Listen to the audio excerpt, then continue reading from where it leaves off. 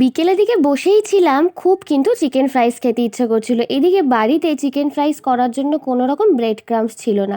আর crispy chicken করতে গেলে আমরা প্রত্যেকেই জানি যে ব্রেড ক্রাম্বসের প্রয়োজন কতটা। আজকে তাই একটা বুদ্ধি বের করে এই ব্রেড ক্রাম্বস ছাড়াই কিন্তু এই ক্রিস্পি চিকেনের রেসিপিটা তৈরি করেছিলাম।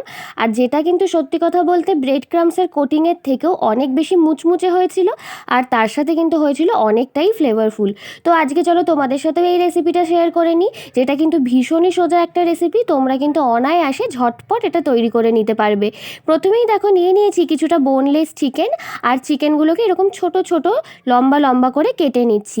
এখানে চাইলে তোমরা তোমাদের মন মতো যে কোনো শেপেই কেটে নিতে পারো, তবে আমি যেহেতু এই চিকেন স্ট্রাইপের রেসিপিটা করছি তাই এরকম লম্বা লম্বা কেটে নিলাম।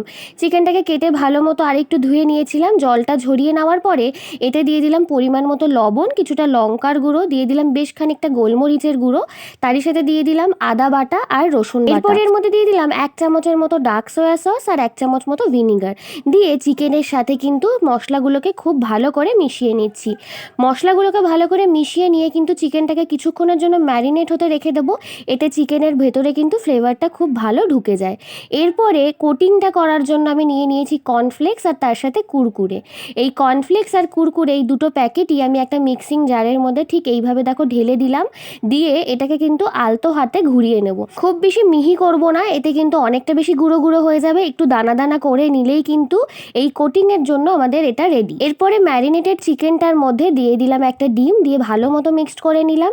এবার একটা একটা করে চিকেন এই ডিমের গোলা থেকে তুলে এই রকমভাবে কুরকুরে আর কর্নফ্লেক্সের যে গুঁড়োটা ছিল তার মধ্যে কিন্তু হাত দিয়ে চেপে চেপে ভালো মতো কোটিং করে নেব। খুব ভালোভাবে দেখো গায়ে লেগে গেছে। তোমরা চাইলে এই কোটিংটা দুবারও করতে পারো, এতে কিন্তু চিকেনের ওপরের লেয়ারটা আরও একটু বেশি মোটা আর একটু মুচমুচে হবে। একইভাবে দেখো সবকটা চিকেনকে আমি ভালো মতো কোট করে নিয়েছি। এদিকে একটা কড়াইয়ের মধ্যে আমি কিছুটা সাদা তেল ভালো মতো গরম করে নিলাম, আর চিকেনগুলোকে এক এক করে দেখো তেলের মধ্যে ছেড়ে দিচ্ছি। তেলটা কিন্তু এখানে খুব বেশি হাই হিট হলে হবে না, এতে কিন্তু ওপরের কোটিংটা পুড়ে যাবে আর ভেতরের চিকেনটা কাঁচা থেকে যাবে। মিডিয়াম টু লো ফ্লেমে চিকেনগুলোকে দিয়ে কিন্তু কিছুক্ষণ ওয়েট করার পরে তারপরে উল্টো দিকটায় আমরা এরকমভাবে ঘুরিয়ে নেব। এবার আর কি দুদিকটা উল্টে পাল্টে একটু ভালো মতো লাল লাল করে ভেজে নিলেই কিন্তু এই ক্রিস্পি চিকেনগুলো একদম তৈরি। খুবই ইজি একটা রেসিপি, আর দেখলে কতটা ঝটপট আর অনায়াসেই তৈরি করে নেওয়া যায়। সন্ধ্যের স্ন্যাক্স হিসেবে কিন্তু একদমই পারফেক্ট। বাড়িতে কোনো গেস্ট আসলেও কিন্তু চটজলদি তোমরা চিকেনের এই রেসিপিটা একবার তৈরি করে দিতেই পারো।